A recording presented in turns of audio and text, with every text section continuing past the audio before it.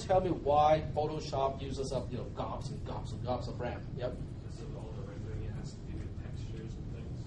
That's one, but it also backs up every single step. Okay. When you apply a particular filter or a particular effect in Photoshop, it backs up the one before that, so that you can undo the operations.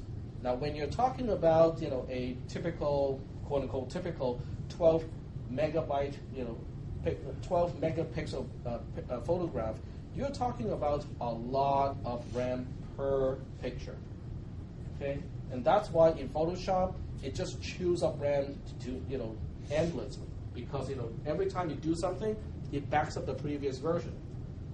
So depending on how much you want to back up, which is a parameter you can actually set, it can back up like gigabytes and gigabytes of stuff in RAM before it is time to toss some of that back away. So if you do anything like that, having more RAM is definitely advantageous. On the other hand, if you use Word and Excel, that sort of application programs, 8 gigabyte is a lot. I mean, you won't even come close to using all 8 gigabytes. Okay. Now you can also see how much I am using right now, in Linux. Now in Linux, I have a program called Top, which will show me. You guys cannot see it, but I can tell you what it is. This system has 4 gigabytes. About 3 gigabytes are used, and about 1 gigabyte is free.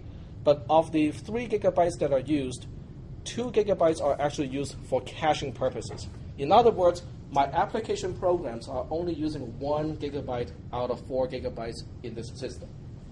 Well, that's because I'm only browsing the web and have one spreadsheet open. Okay, but that really shows you how much 8 gigabytes is. 8 gigabytes is a lot of RAM already. The other thing about RAM is you can always upgrade it later. There's no need to upgrade it today, because if you don't need it today, you can just buy whatever you need today. And by the time you say, oh, I'm running out of 8 gigabytes, by that time, 16 gigabytes will be a lot cheaper than it is today. So it is always, with RAM, everything that is easy to upgrade later, you can always upgrade later and not buy the option today. Dual channel refers to the fact that you have 2 chips or 2 banks of memory occupied at the same time. It really speeds up the access to memory, because you can access twice as much per cycle in that case. DDR3 refers to double data rate 3. Okay? It is basically a technology to increase the number of memory transfer between the processor and RAM, and DDR3 is the latest revision. It makes it possible to transfer memory faster from memory to your processor, okay, as opposed to DDR2. What is SDRAM? SDRAM, if you look it up, it stands for Synchronous Dynamic Read Access, Random Access Memory. So the S here stands for synchronous, and the D stands for dynamic. It's really kind of beyond the scope in this class to talk about, what is SDRAM, what synchronous means. But I can tell you this much: synchronous is associated with DDR3. You cannot get DDR3 that is not synchronous. Okay, so DDR3 automatically implies it is synchronous dynamic RAM already. What about this megahertz thing? 1333 megahertz. That's the number of transfers per second. Okay? This means that every second you can have 1.333 billion transfers from memory back to the processor, or vice versa, but only under optimal conditions. So this number is not guaranteed. It is basically saying, at the most, this is what your memory can do. You can transfer you can have up to 1.333 billion of memory transfers between the processor and the RAM. What's a more typical number? It depends on the access pattern of your program. So with some programs, if it is well written, you can actually approach that limit. With other programs that is not well written, you can be dividing that by 1/8 easily.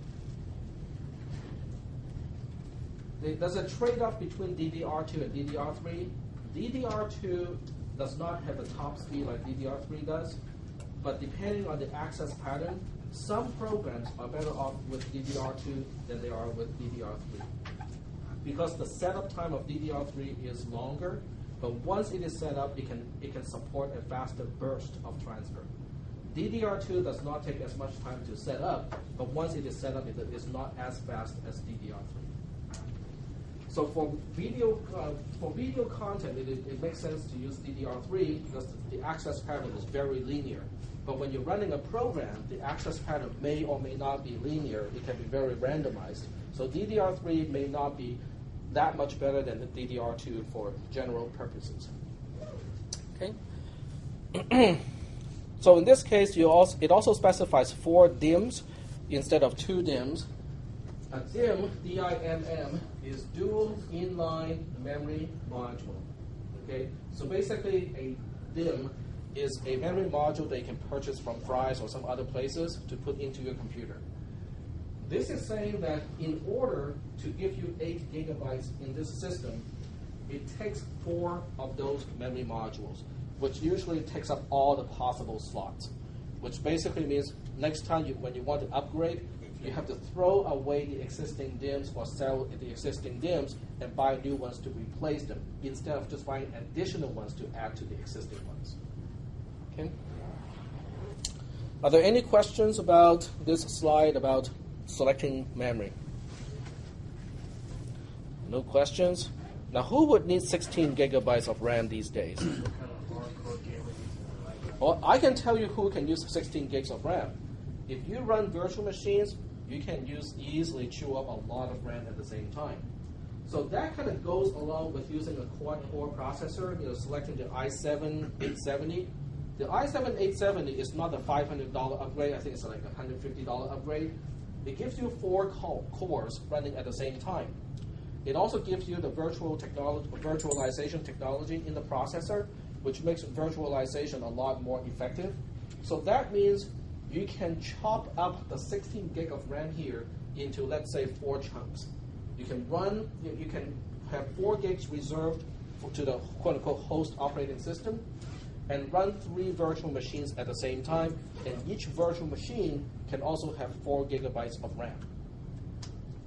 Okay, why do I want to run a virtual machine? I mean, if I can have a real machine, why do I want to run a virtual machine? Licensing. Licensing. For licensing is one. Yep. You can have different operating systems on one computer without having to restart the computer to switch between them. Exactly. You can run multiple operating systems at exactly the same time when you have virtual machines. So that means you can have Windows running at all the time, so you can play your games, all the time. But at the same time, you can run BSD, you can run Linux, and open Solaris at the same time to play with those other operating systems without having to log out and log back in again or reboot the machine. So we'll stop here for now, and next time we'll continue from the memory discussion.